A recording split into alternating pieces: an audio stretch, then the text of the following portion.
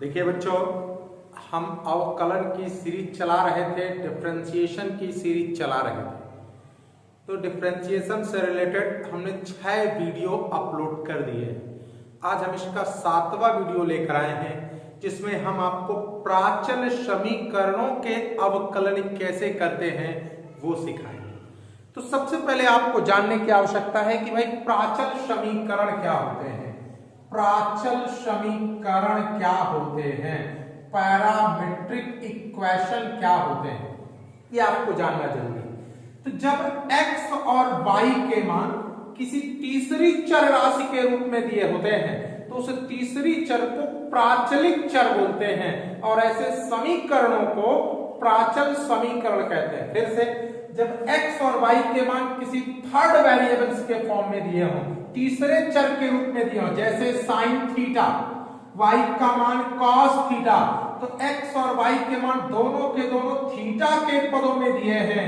ये थीटा क्या है? प्राचलिक चर है और ऐसे समीकरण क्या कहलाते हैं? प्राचल समीकरण। जैसे x का मान क्या दिया है? AT क्यूब, y का मान क्या दिया है?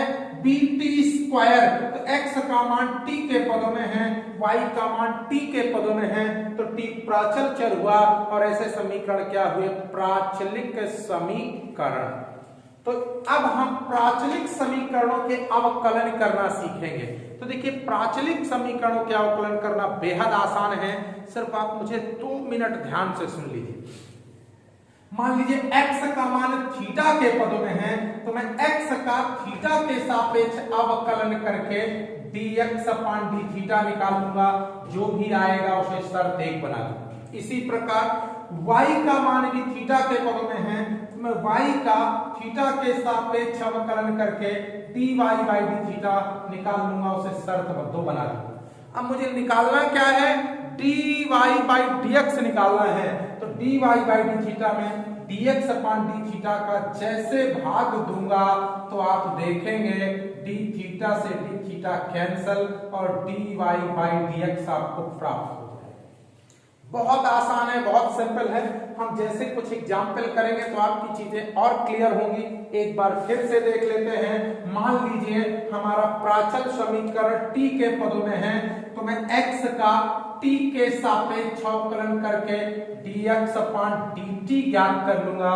इसी प्रकार y का t के सापेक्ष अवकलन करके dy बाई dt निकाल लूंगा। फिर dy वाले में dx वाले का भाग दे दूंगा, तो dt से dt कैंसल आउट और dy बाई dx मुझे क्या हो जाएगा? प्राप्त हो जाएगा। तो इस प्रकार हम लोग प्राचल समीकरणों के अवकलन कैसे करते हैं वो सीखे हैं। अब इसके मैं कुछ एग्जाम्पल लेता हूं तो चीजें आपकी और ज्यादा क्लियर हो जाएंगी, लेकिन आपको प्राचल समीकरण पता होना चाहिए। तो एक बार फिर से, जब x और y के मान किसी तीसरे चर के रूप में व्यवस्थित होते हैं तो उस तीसरे चर को प्राचलिक चर और ऐसे समीकरणों को प्राचल समीकरण, पैरामीट्रिक इक्वेशन कहते हैं। आप लोगों ने कक्षा 11 में वृत्त परवलय, दीर्घवृत्त, अतिपरवलय सबके प्राचलिक समीकरण पढ़े होंगे। चलिए, आज हम इनके अवकलन करना सिखा रहे हैं, तो चलिए आगे चलते हैं।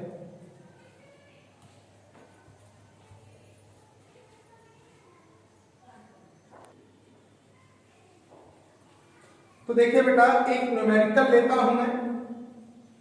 जैसे x बराबर दिया है a sec थीटा और y बराबर दिया है b tan थीटा, और मुझे इसका dy बाई dx को क्या करना है? ज्ञात करना है। तो देखिए कैसे करेंगे। देखो, x और y दोनों के मान तीसरे चर थीटा के पदों में है, तो आप समझ जाइएगा कि ये प्राचलिक समीकरण है। और प्राचलिक समीकरणों का अवकलन करने के लिए क्या प्रोसेस है, मैंने अभी अभी आपको बताया। चलिए करके देखते हैं। तो चूंकि x बराबर a sec थीटा है, हमने क्या कर लिया? थीटा के सापेक्ष अवकलन करने पर, थीटा के सापेक्ष अवकलन करने पर तो d बाई डी थीटा और x एक कांस्टेंट राशि डी बाई डी थीटा और सेक थीटा, ये क्या निकला dx अपान डी थीटा। ए आपकी कांस्टेंट राशि थी, सेक थीटा का, थीटा के सापेक्ष सेक एक्स का होता है सेक एक्स tan एक्स, तो sec theta into tan theta, इसे इक्वेशन फर्स्ट बना देंगे, चुपचाप छोड़ देंगे। इसी प्रकार y वाले का कर लेंगे, तो चूंकि y बराबर b tan थीटा, फिर से थीटा के सापेक्ष अवकलन, तो d by D theta y, b constant राशि, d by D theta tan theta, क्या हुआ dy by D theta, b constant राशि tan थीटा का थीटा के सापेक्ष अवकलन sec स्क्वायर थीटा। समीकरण तो बेहद सिंपल।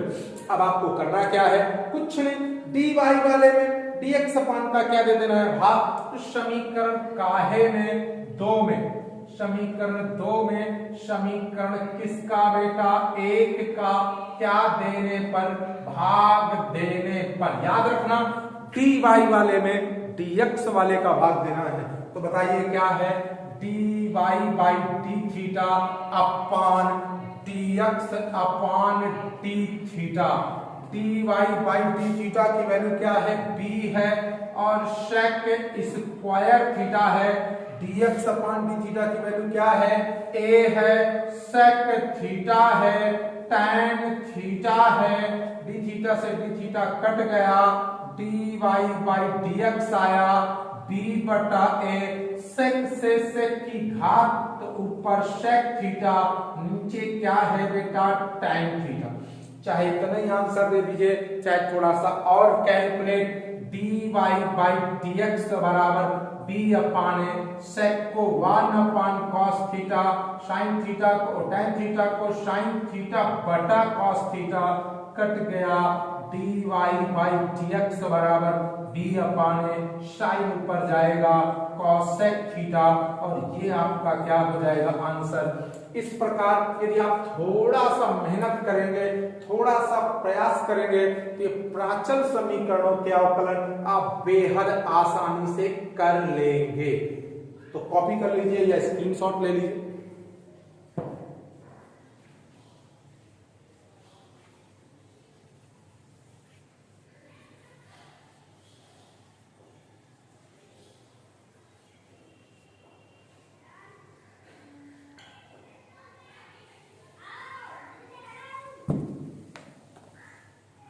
देखिए बेटा, अगला न्यूमेरिकल में इसी का लेता हूं जिससे आपकी चीजें क्लियर हो। तो देखिए x बराबर मुझे दिया है a और t प्लस साइन t, ये x बराबर दिया है, मैंने क्या कर लिया, और y बराबर दिया है, y बराबर क्या दिया है, a1 माइनस cos t, और मुझे इसका dy बाई dx ज्ञात करना है। तो जरा फिर से देखिए, x तीसरे चर t के पदों में है, इसी प्रकार y तीसरे चर t के पदों में है, इसका मतलब x और y दोनों के दोनों किसी तीसरे चर t के पदों में है, इसका मतलब ये प्राचल समीकरण है, और प्राचल समीकरणों के अवकलन कैसे करते हैं मैं सिखा चुका हूं। फिर से देखिए इस सवाल को बेटा, चूंकि x बराबर a t प्लस क्या बेटा साइन t, किसके सापेक्ष, t के सापेक्ष, तो d by D T x एक कांस्टेंट राशि, d by D T, t plus क्या बेटा साइन t, ये क्या हुआ dx अपान dt, और इस न्यूमेरिकल को उड़ा दो, बिल्कुल t का t के सापेक्ष अवकलन 1 और sin t का t के सापेक्ष क्या होता है cos t। इसको आप इक्वेशन नंबर क्या बना लीजिए फर्स्ट, और चुपचाप छोड़ दीजिए, y उठाइए, चूंकि y बराबर क्या है a1 माइनस क्या बेटा cos t, इसका भी t के सापेक्ष अवकलन करिए, क्या होगा d by D T y एक constant number, d by D T 1 minus cos t, क्या हो गया dy बाई डी टी 1 का कितना 0, cos t का अवकलन माइनस sin t, उस माइनस ने इस माइनस को प्लस कर देना है, यानी dy बाई dt बराबर कितना आया, a आया, sin t आया, समीकरण 2। अब आप dy वाले में dx वाले का क्या दे देंगे, भाग। तो समीकरण कहां बेटा, 2 में समीकरण किसका बेटा, 1 का क्या देने पर, भाग देने पर। तो समीकरण 2 क्या है बेटा, dy बाई dt, और समीकरण 1 क्या है तुम्हारा, dx अपान क्या बेटा, dt बराबर dy बाई dt का मान क्या है, a sin t, और जरा देखिए dx अपान dt का मान क्या है, a और क्या बेटा 1 प्लस cos t। तो dt से dt क्या हो गया, कैंसल आउट, क्या निकल आया, dy बाई dx बराबर a से 1 कट गया, sin t को क्या कर सकते हो, 2 sin t by 2 into cos t by 2, और cos t की वैल्यू क्या कर सकते कि 1 कट जाए, तो 2 cos square t by 2 minus 1। ऐसा जैसे करेंगे तो dy बाई dx बराबर 1 से 1 कैंसल आउट हो गया, ऊपर 2 sin t by 2 into cos t by 2, और नीचे 2 cos स्क्वायर t बाई 2, 2 से 2 cos t बाई 2 से cos t बाई 2 की घात। तो dy बाई dx बराबर sin बटा cos tan t बाई 2। इस प्रकार एक प्राचल समीकरणों के अवकलना बेहद सिंपल तरीके से कर सकते हो, समझ सकते हो। कॉपी कर लो। अभी कुछ न्यूमेरिकल्स मैं आपको प्रैक्टिस के लिए प्रोवाइड कराऊंगा, तो जरा कॉपी करें।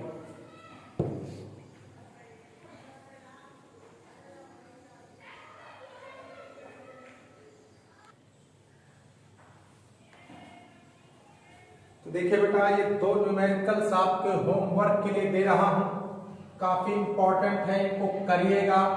x बराबर tan इनवर्स t और y बराबर t sin 2t, ठीक। तब मुझे dy बाई dx की वैल्यू चाहिए। एक न्यूमेरिकल ये होमवर्क के लिए है, और एक न्यूमेरिकल और आपको होमवर्क के लिए दे रहा हूं। x बराबर log t plus cos t, और y बराबर e की power t plus sin t। तब मुझे dy बाई dx को फाइंड करना है।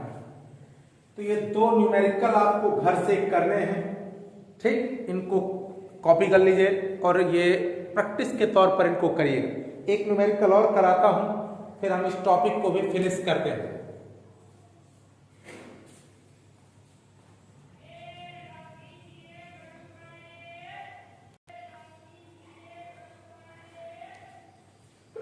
देखिए एक सवाल और देखिए, मुझे दिया है tan y बराबर 2t अपान 1 माइनस t स्क्वायर। ये tan y बराबर दिया है, और tan x बराबर दिया है 2t अपान 1 प्लस t स्क्वायर। तब मुझे dy बाई dx चाहिए। तो फिर से गौर से देखो, यहाँ x और y दोनों जो चर राशियां हैं उनका मान तीसरे चर t के पदों में दिया है। अब जब t के पदों में दिया है तो इनका मुझे प्राचल समीकरण हो गए, और प्राचल समीकरणों का अवकलन कैसे करते हैं वो सिखाया जा चुका है। तो देखिए बेटा, चूंकि क्या दिया है, tan y बराबर 2t upon 1 minus t square. This implies अगर मैं y की वैल्यू निकालूं तो tan भागेगा, और भाग कर कहा जाएगा 2t अपान 1 माइनस t स्क्वायर के पास, तो tan इनवर्स कहलाएगा। अब ये tan इनवर्स 2t अपान 1 माइनस t स्क्वायर, थोड़ा सा पीछे जाइए इनवर्स फंक्शन में, तो आपको पता चलेगा कि ये 2 tan इनवर्स t का क्या होता है, इनवर्स फंक्शन में वैल्यू होती है। अब इसका t के सापेक्ष क्या कर देंगे, अवकलन। तो d बाई dt और y बराबर 2 constant number d by dt tan inverse t। तो ये क्या हुआ, dy बाई dt और 2 tan इनवर्स t का अवकलन 1 अपान 1 प्लस t स्क्वायर, यानी dy बाई dt बराबर क्या आ गया, 2/1 plus T square equation first. आइए इसी प्रकार x वाले पद को लेते हैं। तो चूंकि tan x बराबर 2t/1 प्लस टी स्क्वायर, अब ध्यान से देखिएगा बेटा, दिस इंप्लाइज यहां से x बराबर क्या होगा, tan भागेगा और भाग कर जब उधर जाएगा तो tan इनवर्स कहलाएगा। और गौर से देखो x बराबर tan inverse 2t/1 plus T square, ये किसका बेटा, सॉरी ये tan है, ये कुछ और होगा, क्या है न्यूमेरिकल में, साइन, ये तो tan है और ये क्या है, साइन x है यहां।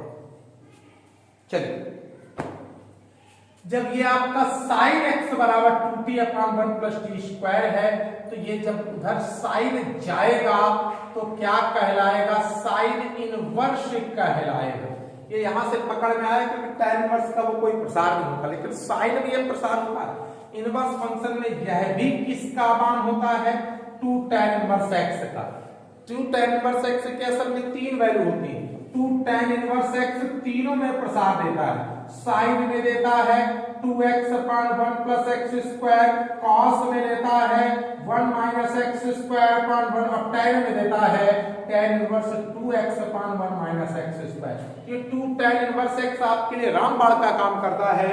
यह भी बेटा प्रसार cos के भी पदों में, tan के भी पदों में। इस बार क्या sin inverse 2t/1 plus T square है, तो किसका, 2 tan इनवर्स x का, फिर से बेटा t का, अब हम क्या कर देंगे, t के सापेक्ष इसका अवकलन, तो d/dt x, दो constant number d/dt tan inverse t, तो dx/dt बराबर दो कांस्टेंट नंबर tan इनवर्स का t के सापेक्ष 1 प्लस टी स्क्वायर, dx/dt बराबर 2/1 plus T square equation second. अब मैं y वाले में x वाले का क्या दे दूंगा, भाग। जैसे y वाले में x वाले का भाग दूंगा तो मेरा बनेगा क्या, समीकरण किसमें, 1 में, समीकरण किसका, 2 का, क्या देने पर, भाग देने पर दूंगा तो क्या बनेगा, dy/dt अपान dx अपान क्या बेटा dt, dy/dt का मान क्या है, 2/1 प्लस टी स्क्वायर, और dx/dt का मान क्या है, 2/1 प्लस टी स्क्वायर, dt से dt, dy/dx बराबर कट गया और 1 आ गया, और यही क्या हो गया आंसर। तो कॉपी कर लीजिए बेटा। देखिए 2 से 3 वीडियो और अवकलन की सीरीज के देंगे, इसके बाद आपका अवकलन समाप्त हो जाएगा, और अवकलन के बाद हम मैट्रिक्स पर फोकस करेंगे। हमारा इंटरमीडिएट लेवल में अगला जो टॉपिक होगा मैट्रिक्स होगा, लेकिन डिफरेंशिएशन की सीरीज को समाप्त करने के बाद। ठीक, कॉपी कर लीजिए।